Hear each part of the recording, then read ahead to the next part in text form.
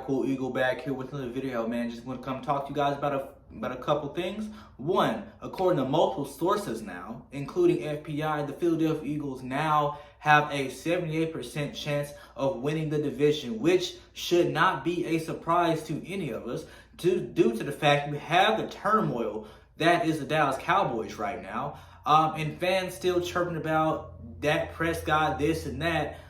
Dak Prescott is 6-12 in his last 18 games. One win given by the Atlanta Falcons because they're just freaking stupid on a special teams play that shouldn't have happened. Okay, Wentz is 9-8-1 in his last 18 games, just to bury the hatchet on that. Okay, the Cowboys should just go ahead and tank and just start over because. Anyway, so then you got the New York Giants, right? Who we should not sleep on, according to a lot of Eagles inside beat writers such as Andrew DeCecco, Jeff Mosher, and Sal Palantonio, who say that if Carson Wentz plays like he did against the Dallas Cowboys and brings that same effort to the New York Giants, they don't think we can come back this time just because of the amount of fight that the Giants defense has been having over the last couple of weeks. I think they're a top 10 or top 15. But the problem is that Daniel Jones has these unnecessary turnovers, and he's just missing on a lot of key shots down the field, i.e. that one to Evan Ingram that would have put us away to where like we're having a different conversation. And then that game against the Buccaneers where he was missing a lot of open throws downfield.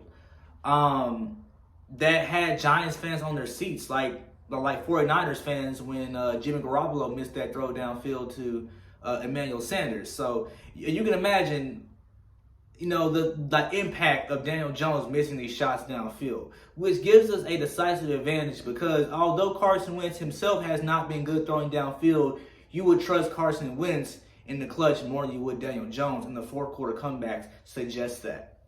Okay, and then you have the Washington football team. Okay, they're just Washington, and we're going to come for their neck in the last game of the year. That's why I already got that as a win, just got out the way. Washington, I'm sorry, you gave us a good run that first game, but now it's time to come back and put you in your place week 16. So be ready for that. Oh, yes, but back to the main point. So the Eagles have a decisive chance at winning the division. And then going into this game against the East Rutherford Giants until proven otherwise, until they beat us, and then I may start calling them like the New York Giants, but until then they're the East Rutherford Giants. Okay, but going into this game, we have a decisive advantage. Everybody's come back healthy. The only thing we have to key on is what Carson Wentz are we getting on that Sunday? Because if we get a Carson Wentz that just has 60% less turnovers than he did against Dallas, we're winning that game. Probably by a decisive margin because Daniel Jones will start to turn back into Daniel Jones, and the rest is history from there, okay? And then as far as our last 8 games of the year, now historically, the Philadelphia Eagles in 2018 started out 4-4, ended up 9-7. 2019, we started out the same way, 4-4. We ended up 9-7. Made the playoffs both years, by the way. And now in 2020, okay, we're 3-4-1. So if you tell me that the Eagles are going to end this season with a 5-3 record going down the stretch of 8 games, and you ask me what team do you think we could beat, I would have to tell you off top, the Giants, the Browns, because of how suspect Baker Mayfield is, and our run defense being very suitable to what the Browns offense likes to do. Okay? And then they don't have Odell. Say that. Okay, so the Giants, the Browns, Dallas, Washington, and then I'm kind of on the fence on one of those big 3 that we got to play, the Packers, Seahawks, and the Saints.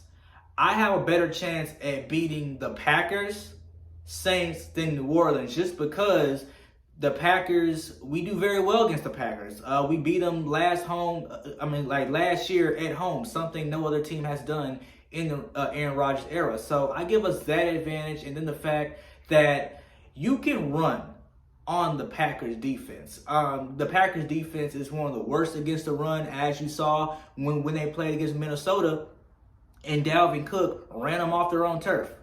Okay, so, and we have a guy coming back in Miles Sanders who has over 6 yards a carry, 71 carries for I think 436 or 463. So the man is running this year. We have a very good run game that could give the Packers defense trouble, and and then after that, make Aaron Rodgers throw the ball to win the game. And we're not allowing as many big plays as we did last year, so maybe a good chance of beating the Packers. And then the Seahawks, they have a historically bad defense with a historically good offense in Russell Wilson. They also do very poorly against the run, something that the Eagles are getting better at if they use it more over time of the course of this season. And then the fact that you can also pass on them. We're getting healthier at the wide receiver position and O-line position. It seems like every week we have Jalen Reagor, Alshon, and DJ coming back all latter parts of the year at the right time. Okay, so, and then the New Orleans Saints.